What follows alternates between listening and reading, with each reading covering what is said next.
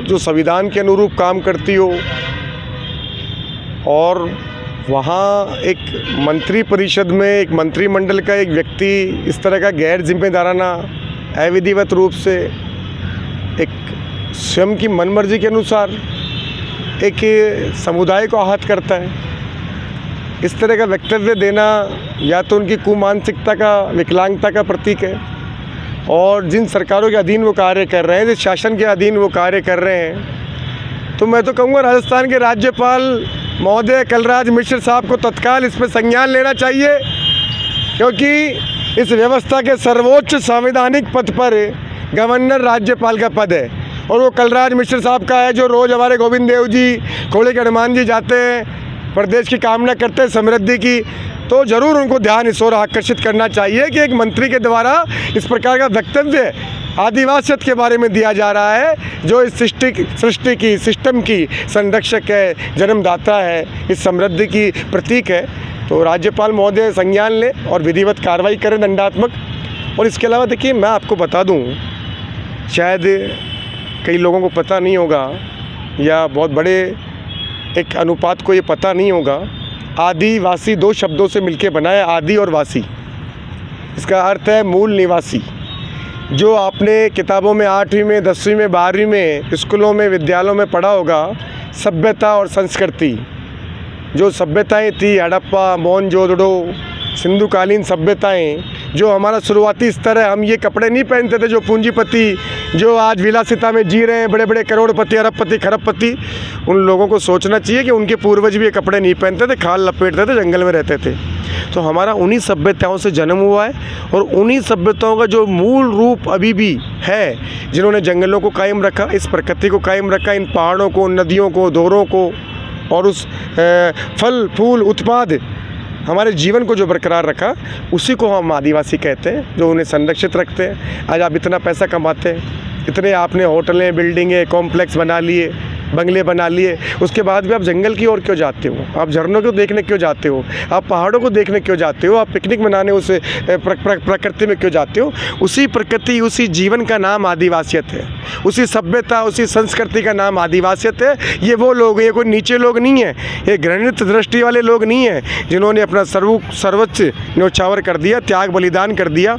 क्या आपको याद है कि जब अंग्रेज़ों ने पूरे देश को जीत लिया था, सबको गुलाम बना लिया था, राजाओं महाराजाओं को, वीरों को, सूरवीरों को, सिर्फ एक आदिवासियत कौम ही ऐसी थी जिसने अंग्रेज़ों को सिर काट दिए, लटका दिए बिल्डिंगों पर, महलों पर, और इनके काबू में नहीं आई। परेशान होकर उन फिरंगियों ने, अंग्रेज़ों ने इन पर जुराइम पैसा लगाया एक्ट।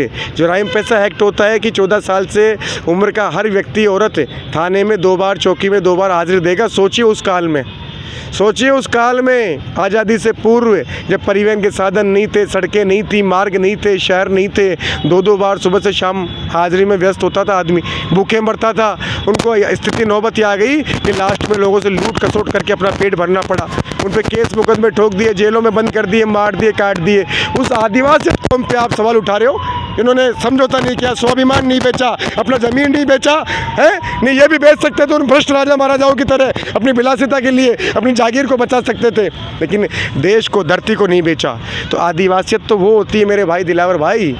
इस तरह के वक्तव्य मत दे, कुर्सी पे बैठ के थोड़ा सोच समझ, बुद्धि का विकास कर, नकली योग मत कर, सद्बुद्धि का योग कर। मेरे गणताजी में आ जाओ, विपक्षना में इलाज होता है 1 महीने तक, बड़ा केंद्र है, यहाँ आ जाइए दिलावर जी, मैं इलाज कर देता हूँ आपकी कुमानसिकता का। पर ऐसा जवाब मत देना, इस देश की धरती है ये भ्रष्टों का, दुष्टों का सर काट देती है। चंडी की प्रतीक है ये आदिवासियत। हमारे यहाँ काल के, हमारे यहाँ अम्बे, तो यहाँ सोचना मत, हमारे यहाँ जमवाई माता है। तो समाज से भी निवेदन है कि इनकी कोई जाति वर्ग नहीं होती है, ऐसी कुमानसिकता और गलत आचरण करने वाले लोग। इससे पहले भी इन्होंने गलत स्टेटमेंट दिया कुछ दिन पहले।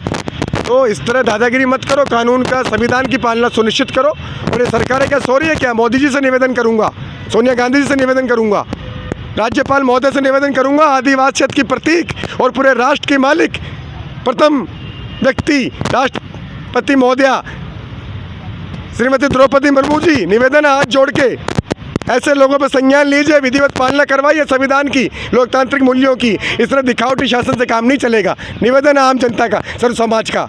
ये क्या तांडव हो रहा है जगह जगह, ढोंग पाखंड। देखिए, आज हम हैं 1000 साल बाद हम नहीं होंगे तो 500 जातियाँ पैदा हो जाएगी। भारत था, पाकिस्तान बन गया, पाकिस्तान में से बांग्लादेश बन गया, तो न जाने इस धरती के कितने टुकड़े हुए, कितने देश बने, कितनी जातियाँ बनी। पर मेरा सभी भाई बंधुओं, प्रिय आदरणीयों, आम जनता से निवेदन है, पूरे सृष्टि पे एक ही जाति है, इंसानियत और मानवता। उसकी पूजा करो, इस जीवनदायी प्रकृति की पूजा करो। सुबह रोज़ उठते ही आपको नाश्ता चाहिए, पानी चाहिए, स्वच्छ हवा चाहिए, कपड़े चाहिए, जड़ी बूटियाँ चाहिए, खाद्यान्न सामग्री चाहिए, वो ये प्रकृति देगी।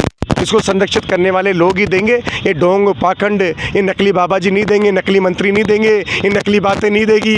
ये संविधान इस व्यवस्था को नियंत्रित करता है, संतुलित करता है। ठीक है। जय हिंद, जय भारत, जय जवाहर।